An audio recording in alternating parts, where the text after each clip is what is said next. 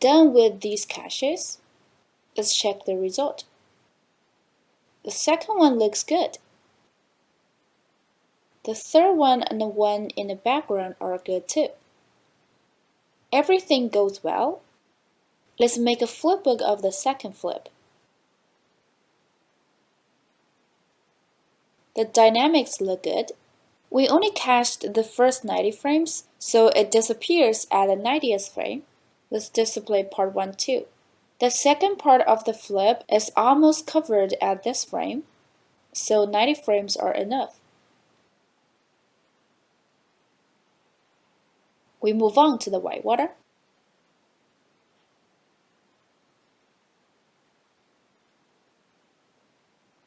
This is the low-res flip. Let's convert it to see how it comes. Nothing wrong but the low quantity.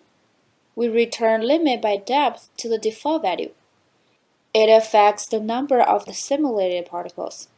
Considering this part is in background, I'll simulate Whitewater in low res, which will definitely cause the number of the particles to become fewer. So here I make this Whitewater source larger, so that it will be more noticeable in a distant view. The other parameters can remain unchanged. It's all set properly. So now they 3 are ready for caching. Let's cache them in batches.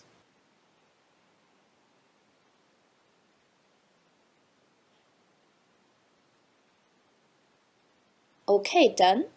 Now let's continue to make their Whitewater. They are all in the background, so the DOP doesn't need a lot of adjustments. Their settings are basically the same, so they can share one DOP. Here we need to read the velocity and the surface fields through these 3 flips, and their surface fields need to be extracted, so add a switch here. Connect them and just keep one output. Delete this one. Duplicate the 2 nodes to extract the surface field.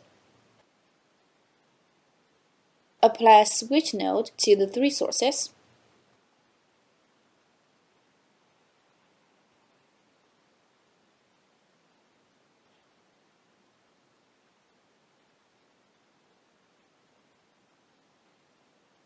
Duplicate the DOP process.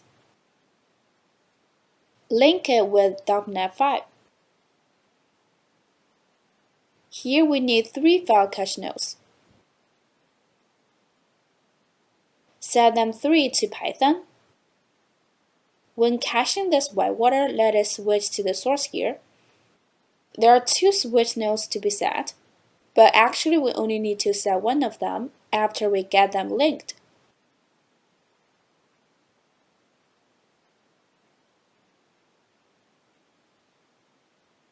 Copy this command and paste it here, then modify it. Find out the switch to be set, copy its name and paste it here. Change this value to 0. Now it corresponds to the first port. Perfect. Similarly, copy this command and paste it in this file cache. Change 0 to 1 and 2 here. Its frame range needs to match that of the corresponding source. So here we get to it.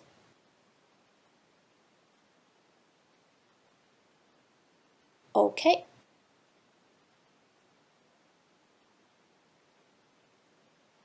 Currently, the simulation size in the DOP hasn't been modified.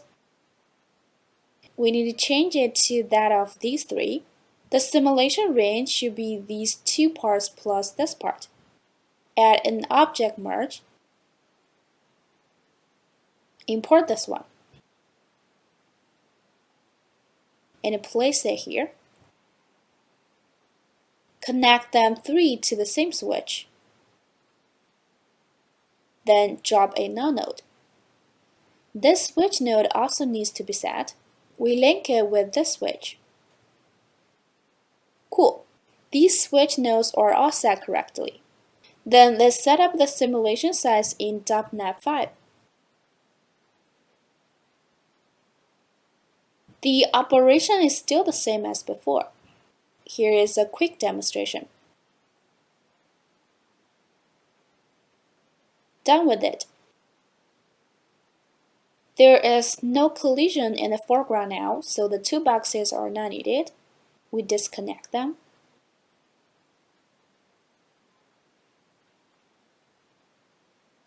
Get into subsolver 1. This is to optimize the particles in the foreground. We don't need it, so disconnect it. There's one thing to be noted here. We ever shifted one frame back. Let's display the original tsunami. In the shifted one, we can see in some places they are intersected with each other, which means the whitewater on the ocean surface and within this range will be killed. It's weird. Let's take a look in the camera view. The places where the particles are killed are exposed. Actually, everything goes well when simulating the previous whitewater because that simulation is in the foreground. The intersection don't look obvious. Meanwhile, the splashes in the foreground will block the whitewater on the surface later. However, it is a little tricky in the background. The intersections can be seen clearly, so we have got to get rid of them.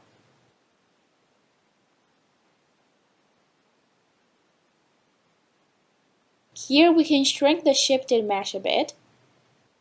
Add a peak. Now the intersections are gone. The shrinking distance can be adjusted as per the case, as long as there aren't many intersections. Shrink a bit more. Okay. There are still intersections on the peak. We add a smooth.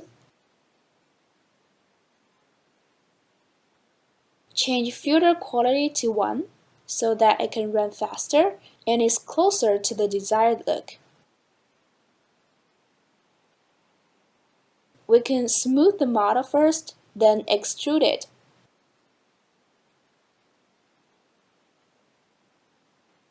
Select None for constraint boundary for a faster calculation. Then add a null node and import it into .NET 5.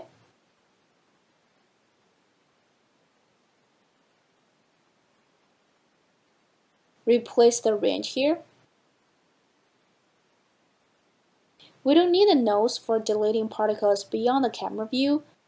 There shouldn't be a large number of particles going beyond the camera as the simulation is in the background.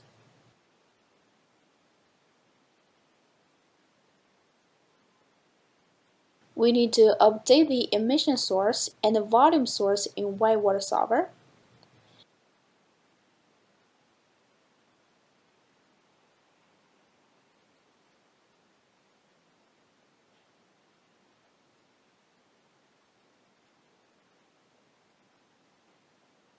Make sure the linked nodes in .NET 5 are modified accordingly. Set a smaller depth here, allowing more particles to be deleted. In the background, it's okay to delete more particles inside. Next, we need to adjust the SimRas and the number of particles as per the different shots. Other parameters can stay the same. So let's duplicate 2 copies of Whitewater Solver 1. Drop down a switch node. We also get the switch node in all surface val linked. Then reduce the RAS and the emission amount in turn. This one is closer to the foreground, so we keep the same RAS and just reduce the emission amount a bit. For this one in the middle ground, reduce the emission amount and the rest a bit. And this one in the background, reduce the emission amount and the rest too. Besides, we increase the velocity multiplier a bit so that the spray will splash more fiercely and obviously. Okay, no further adjustment. Let's catch them. Okay, done.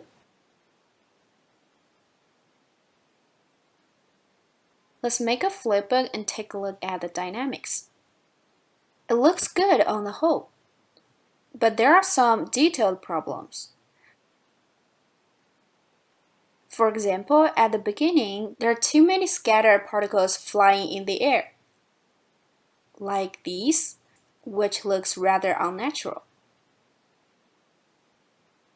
If we use this part of Whitewater to emit the pop mist, the result here will also be sparse, and the effect won't be good. So we need to delete them. Let's find out which part goes wrong.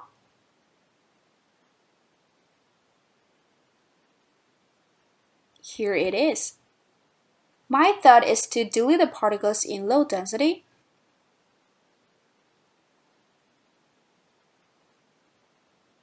We use PC Find to let each particle find the points around and put the result into an array group. Then we use len to count the found particles. For example, there are very few particles, then the num must be small. The particles are denser in this place, and they will find a larger number of points. Thus, the num is large. Then we fit from 0 to the max number to 0 to 1. When the PC is less than 1, let the corresponding particles enter a group. Then drop in this group here. Now we can adjust these two parameters. Set the search radius to 4 and the max search points to 30 for each particle. The points are dense if they can find this number. Otherwise, it means they're in low density. Then the particles in low density are filtered.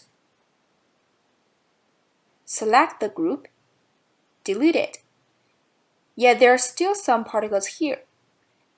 If we continue to increase the max search points, then some particles on the edge will be deleted too.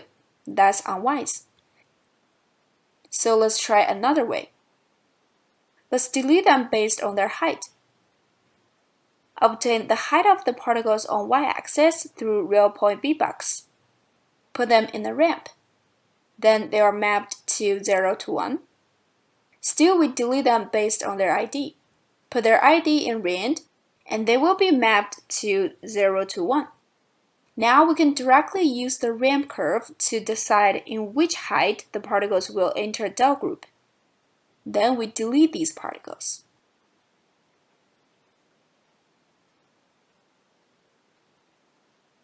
But here we need to set it further. To avoid deleting other particles, we need to make an animation. Find out the time when these particles to be deleted are about to go. Here, we set a keyframe in this position. Play forward for a few more frames. Oops, the lower particles entered the del group, so we change the position to 1. Some are still deleted. We offset the keyframe for a few frames. Drag back this keyframe a bit. Good now. We pack them.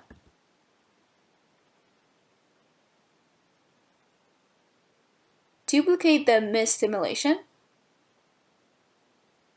Drop down a switch node.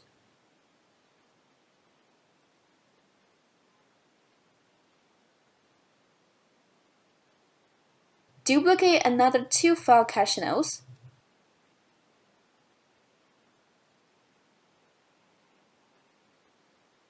We need to modify the paths in the top.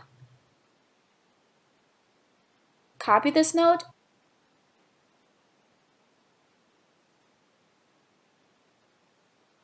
And paste it here.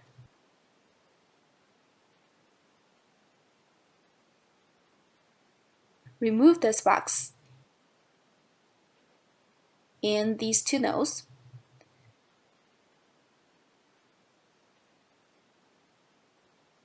Disconnect these collision objects. The collision box is not needed. The buildings are unnecessary because the mist is solved from the whitewater that collides with the buildings. Then let's edit the commands in the 3 file cache nodes. Directly copy the command here. Select Python for them all. This file cache corresponds to this switch.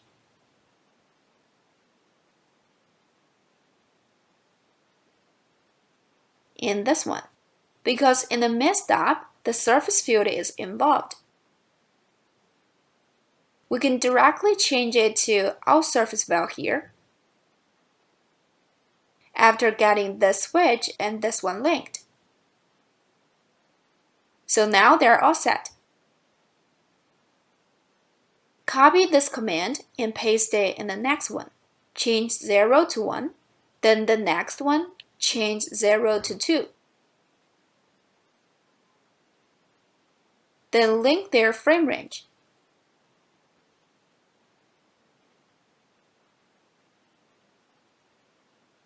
Okay, let's cache them. Alright. I merged them and made a flipbook. The overall dynamics goes well with Whitewater, except around the edges. Like here, the particles are a bit too sparse, here and here, and here. Gaps are obviously noticeable in between the particles, which needs to be fixed. Like here, we can see the particles behind. Absolutely, it won't look good in rendering. So we will increase the particles around the edges for these 3 pop simulations. Let's take a look at the first one.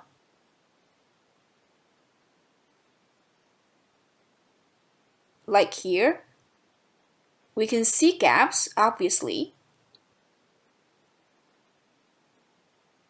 Well, let's fix it.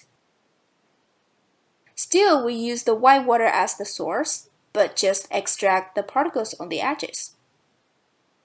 So first, we need to delete the particles close to the tsunami. The tsunami mesh helps here. Copy and paste it here.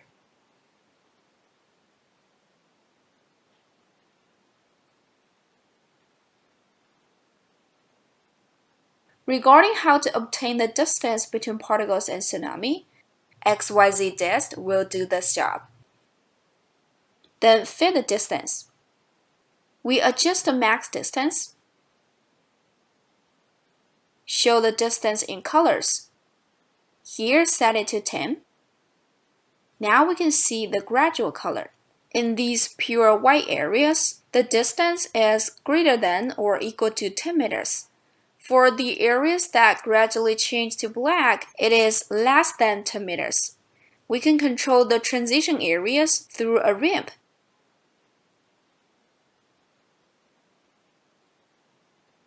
Based on ID, we group the particles that are close to the tsunami and display the group. Disable the color display. Drop a blast to delete the particles in that group.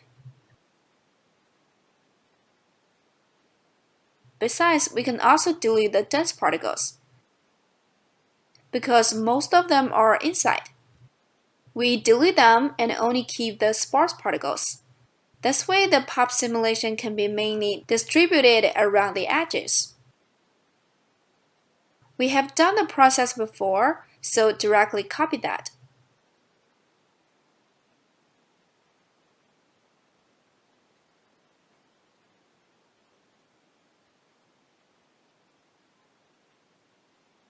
Tweak search radius and max search points.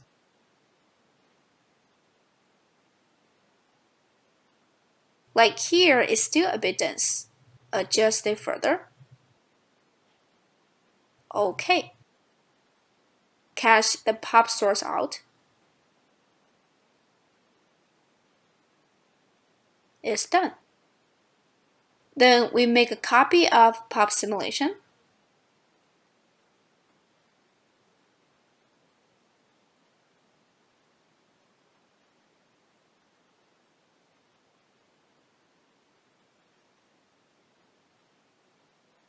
Get into DOP. Here we need to change the constant birth rate.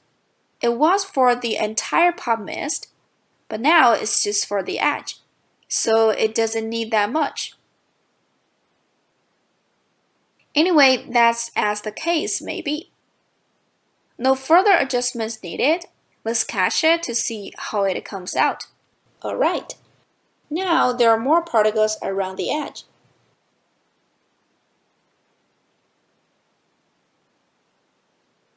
Then we can make a copy of this process and replace the corresponding whitewater source.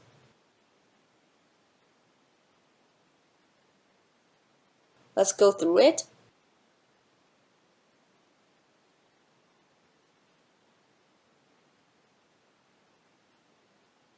I think it's still a bit dense inside. Adjust search radius again. Now it's OK. Then we cache it. Let's go ahead. This cache actually does not need to link any switch node because it only uses one whitewater source. Here we set it to 0 to match this one. Then we cache it out. Everything goes well. Let's move on. Merge these two caches.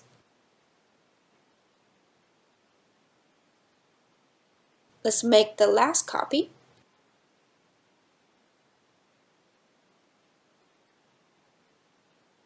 No problem with the pop source. We cache it out. Since it's in the background, I want to reduce the particle slightly.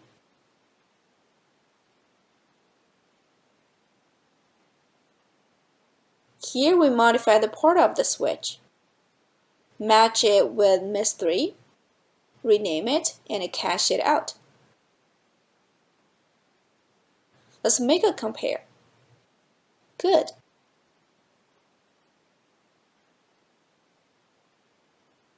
So far, this part of fluid simulation is done. Before rendering, we need to convert the particles to volume. Let's set pay scale first.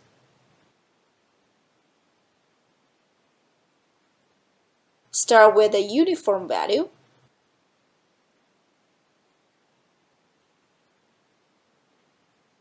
Copy it to this mist. Next, we convert particles to volume.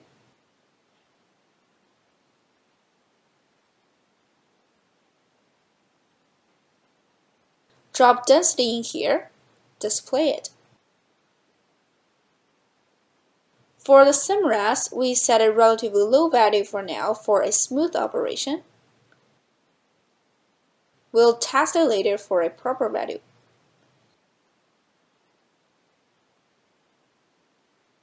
It is in VDB format. We convert it to volume, which can occupy much less disk space. Then we add a volume compression node. Keep the default values here. The larger these two values, the more it is compressed. You can see the current size here. If we bring up the values, the size becomes smaller. Meanwhile, the volume can be damaged accordingly as well. You can set a proper value as per the scale of your scene. Here, since scene is relatively large, 0.01 is basically fine without any obvious impact to the effect. Then we copy these nodes. Change it to this cache. It is a bit more distant than the previous one, so lower the simRes a bit. Besides, this simulation is large and thick. Show lighting. When it is illuminated, the contrast between the light and shadow will be pretty high, which looks really hard. Absolutely, the rendering effect won't come out well. In this case, I usually add a volume mix to limit its maximum density,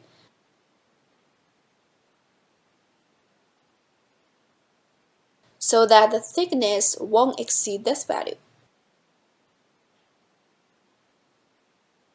Now it looks softer when being illuminated.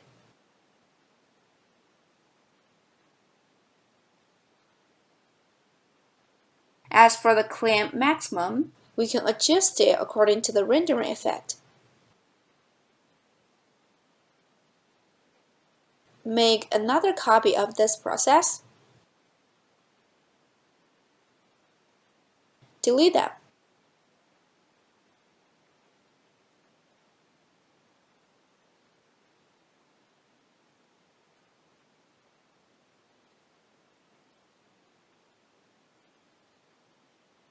Then let's set P scale for Mist 2 and Mist 3.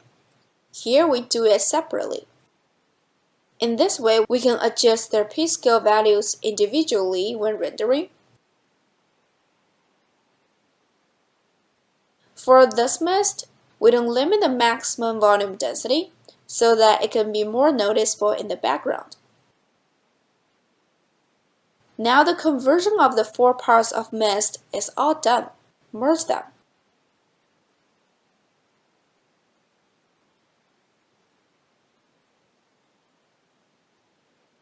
Create a node node. But for rendering, we can still optimize the mist. There are 4 parts of mist. Actually, not all of them exist all alone. For example, this simulation appears until the 30th frame. In this one, when it collides with the left buildings at around the 120th frame, it is already covered by some splashes. So we load the first cache at the 50th frame. For the second cache, we won't load it after the 140th frame. Similar settings to the rest 2 caches. Here, I'll skip it. The P-scale settings of mist are done now. Let's move on to Whitewater. We rendered these 4 caches.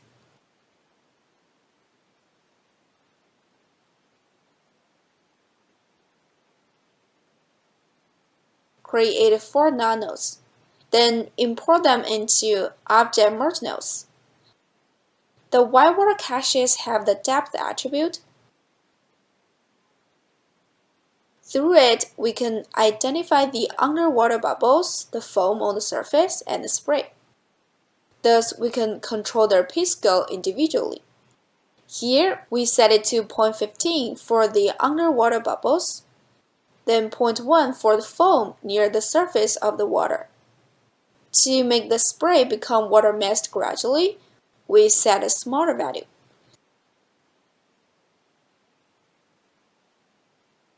Next, we copy the process of volume conversion. Since there are plenty of details in Whitewater, we set a higher simres.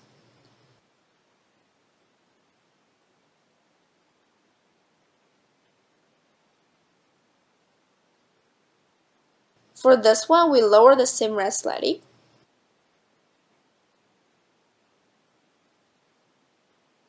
And the remote scene doesn't need high simres. We can adjust it later in the final rendering. Also, we set a frame range for loading these caches. Here I skipped it because it's the same as before. Besides, I added a transform node for these caches. Otherwise, some particles will stay behind the tsunami.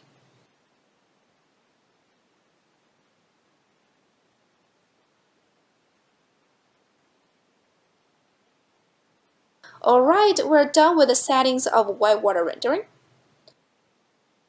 Export these 2 node nodes into geometry nodes individually to get a bit of organization. Create an object merge and import it.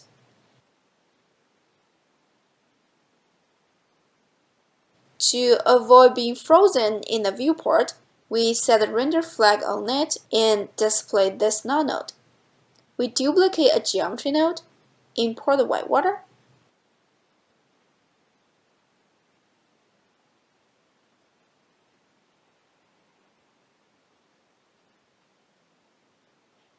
we mark the nodes to be rendered with a color for easy discerning.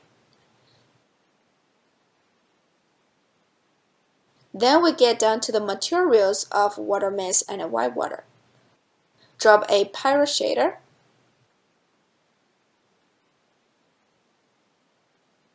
make a copy of it. These fields are not needed.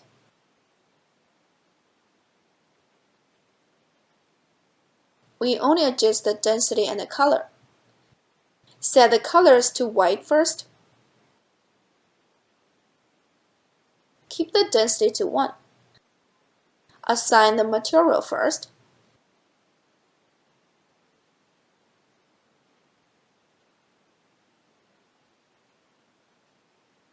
Into the camera view.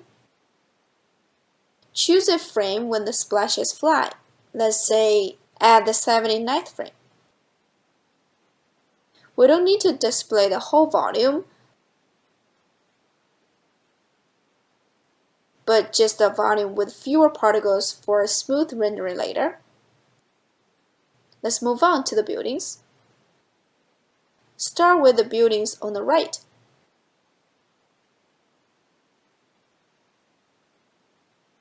Import them into a geometry.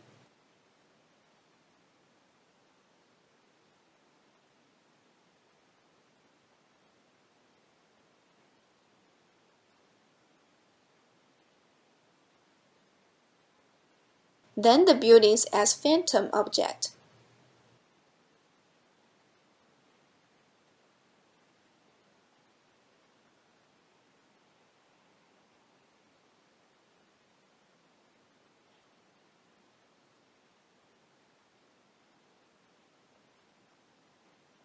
Here they are.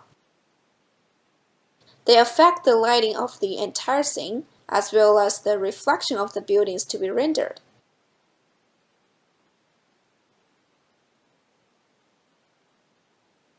Use split to replace blast.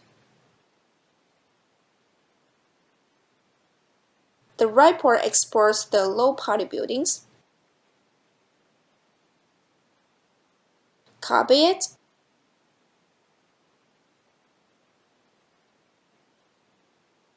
And paste it here.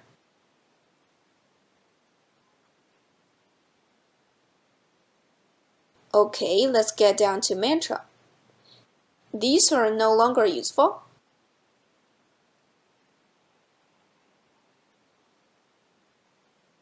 Here we render ocean, mist, and Whitewater.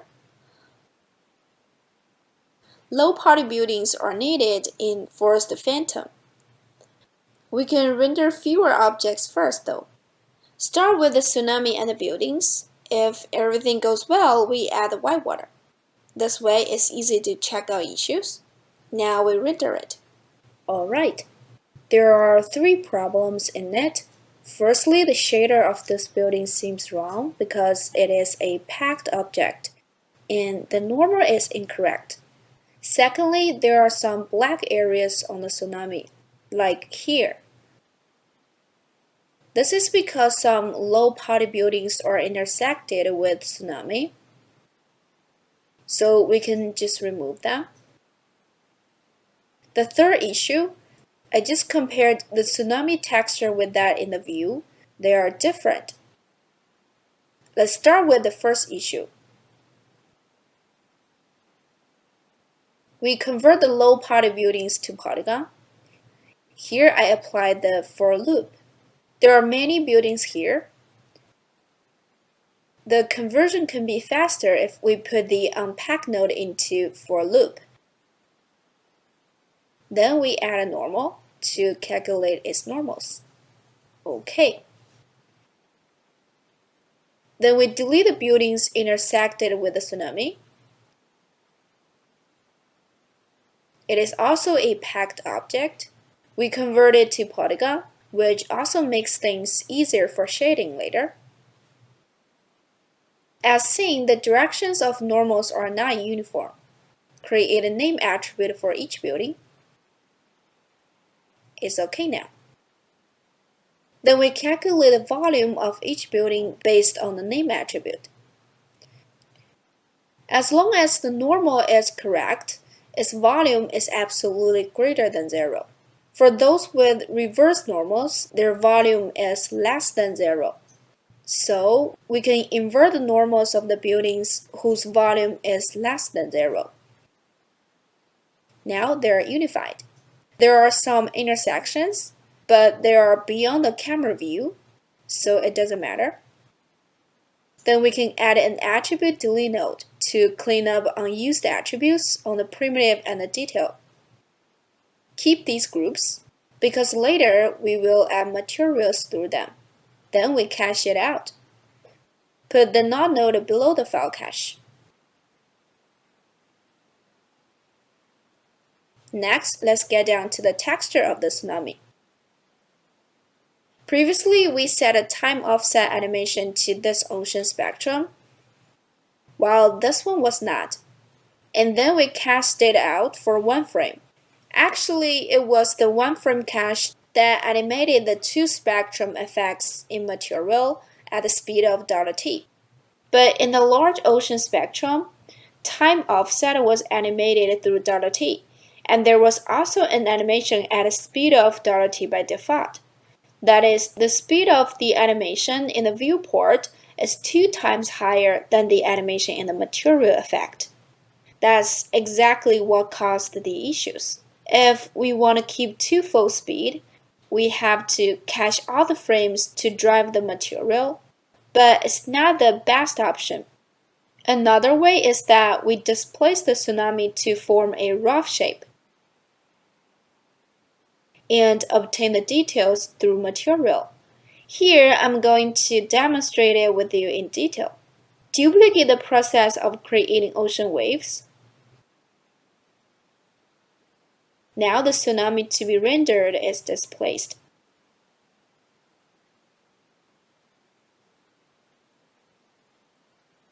Create a reference copy for the 2 ocean spectrum nodes.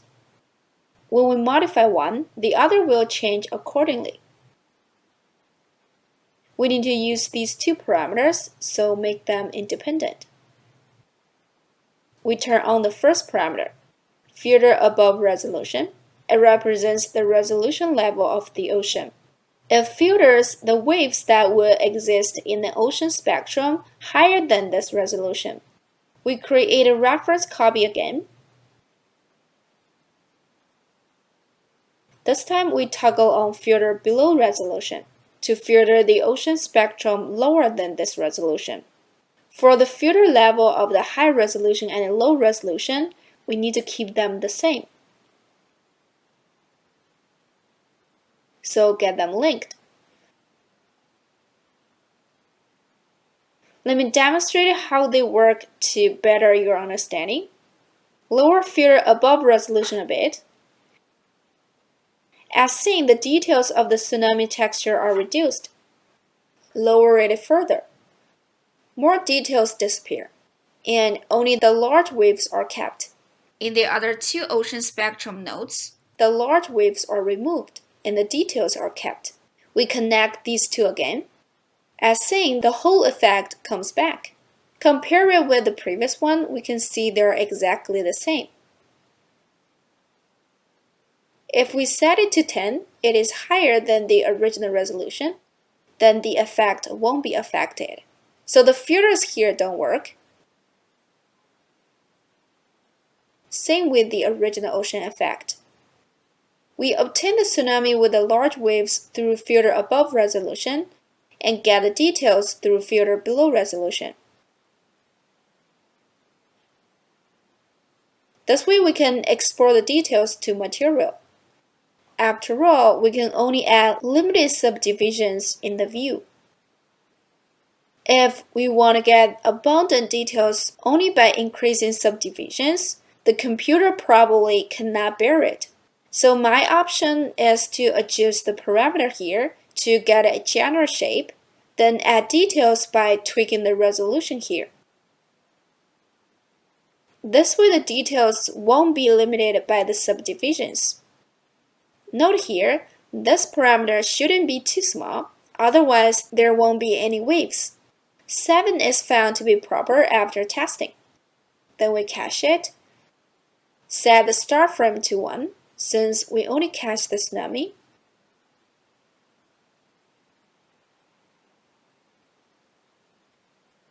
Then we cache the small ocean spectrum out. The time offset animation is still different from that in the material, but it's just some small details. It doesn't affect the overall effect. Render it. Okay. Compared with the previous one, all the problems have been solved. Basically, the rendering result and the effect in the view are the same. Alright, let's add the mist and whitewater and render it. It's done. The water mist is a bit too thick overall. It's too thick and it covers up the details of the whitewater. We reduce density scale.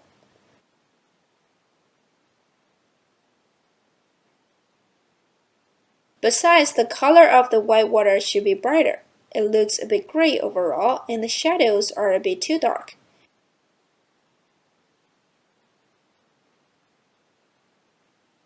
Let's brighten it up and lower shadow density.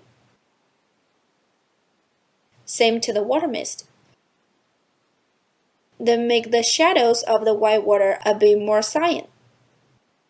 Besides, here we can see the gaps between particles still exist after rendering, but it's not a big deal here. If we want a refined effect, there should be enough particles and the p-scale value should be relatively small.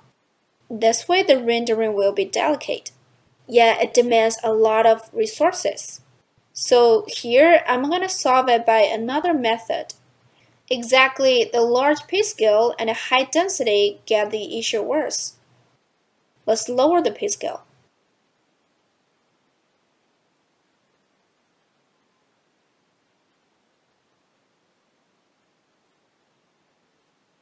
This is the supplementary water mist for the outline. Increase the p-scale to fix the issue of insufficient particles. It's okay as long as we thin the material. Thus, the mist on the outline will be more transparent and unnoticeable. Same to the supplementary water mist. Render it again. Okay, it's not as thick as before, but it's a bit too thin now. The mist is okay. Yeah, the whitewater is a bit too thin. We increase its density.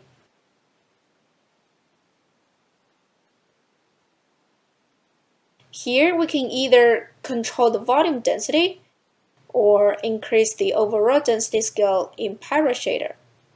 Both are feasible. We can also bring up the p-scale of the foam, which will also do the trick. Make these two mist simulations a bit thicker. Well, keep the p-scale values or volume density for now. There's no need to struggle with the material, because we'll refine it during final rendering. Once I finish a part, I usually render it to check out whether it looks good or not. And we can get to know how much it is completed and what we should do next. Well, let's go ahead. The effect is much better than the previous two versions. It looks good overall. Here we don't need to struggle with details because we will make some detailed splashes to refine the final look, so keep it for now. In the next episode, we will focus on the splashes that collide with buildings. Catch you later.